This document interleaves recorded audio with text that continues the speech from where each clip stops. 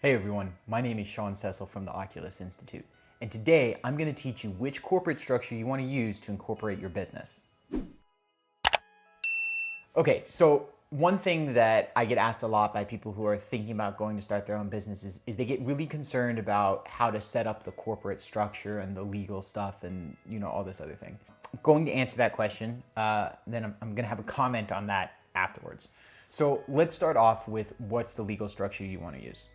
So first off is before you're making profits, you want to operate as what's called a sole proprietorship, because at that point there is not much that you don't have any tax consequences because it's just coming direct as ordinary income. You don't necessarily need to get the whole legal structure involved. The only exception for this is if you're doing something that creates some kind of liability where you're taking on responsibility where somebody could sue you or something like that, in which case you should really have insurance anyway for those kinds of situations. So in the beginning, it's really not anything you need to worry about. You can just, go to the local county and just file what's called a DBA, doing business as. You have your little sole proprietorship, you're good to go. Once you start bringing in enough money to be meaningful, then that's when, you want to start thinking about the tax consequences of stuff. And one of the best structures to do that is what's called an SCorp. So a C-Corp is for big companies that are going to be hiring people and all this other stuff. Chances are you're not going to have to worry about that. If you do end up going giant, you can create a C-Corp. That's another story. But for most people, the middle ground that makes sense is what's called an S-Corp or an LLC that functions as an S-Corp for tax purposes. That allows you to give dividends to yourself, which are taxed at a lower rate than ordinary income. So there's a benefit to setting up as an S-Corp. Additionally, once you do set up an S-Corp or an LLC that is taxed as an S-Corp, because you do have to make a selection on the tax form, that also creates a liability shield. Just in case as your business grows, once you get to the point where you're actually making profits, you're now dealing with enough people that there is some risk that someone might sue or whatever. And now at this point you have enough personal assets that there's something that some frivolous lawsuit person might feel they can extort, right? Whereas in the beginning, if you're not making any money, unless you have a lot of personal assets yourself, your odds of getting into that liability situation are low unless you're in a situation where you're physically hauling something and you could break it or you could cause an environmental thing or something along those lines.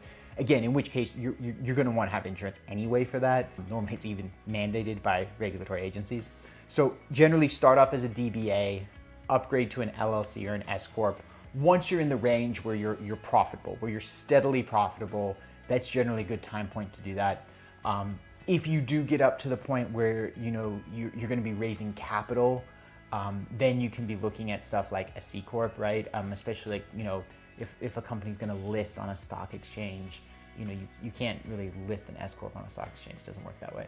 But again, that's really far down the road, and 99.99% of you guys aren't going to have to worry about that. Now, that's the actual incorporation, but I do want to make a comment, and this is really, really important, is that worrying about things like the incorporation status when you're just starting your company isn't the right stuff to be worried about. A lot of people use it, I think, mentally as a proxy for worrying about practical stuff, as a means of trying to filter out people who are just like pie in the sky and haven't thought through things and all that kind of stuff, which you definitely do want to make sure that you are concrete, pragmatic, and have a plan. But the things that really matter in that plan aren't corporate incorporation structure. The things that matter in that plan are mostly your marketing and sales plan. What are your products? Who are you selling them to? How are you going to reach those people? What's your cost of customer acquisition going to be? Running through those kinds of financials. What are your costs? What employees are you going to need? What kinds of language and marketing are you going to use to speak to people's heaven and their hell? All of those kinds of things are the challenges that stop businesses from being successful early on, not whether or not they incorporate it as an S-Corp or not. I have seen like dozens and dozens and dozens of business fail because they haven't thought through their product and their marketing and their alignment with a customer avatar. I've never seen a business fail early on because they forgot to incorporate as the right thing or whatever. It just never happened. So the things that you actually want to be worrying about when you're putting together a pragmatic plan are going to be more around the structure of your product, your delivery, your cost to deliver, the amount of time that you need to put in, your pricing, your marketing, the sales conversation, if there's going to be a sales conversation, your own confidence going into the sales conversation. Those are the kinds of pragmatic things that will really make the difference. Before you go, I've got a free gift for you. So if you found this video valuable, if it helped you see the world in a new way, and you're interested in building a career that's going to bring you both personal fulfillment and financial prosperity, then I've got a free presentation for you to help you do just that. So if you go to the link below, it's www.oculusinstitute.com/workshop. That's www.oculusinstitute.com/workshop. Then it'll take you to a registration for a free presentation. It's about 50 minutes long, that's 50, and it's gonna give you the step-by-step process to building your dream career. See you there.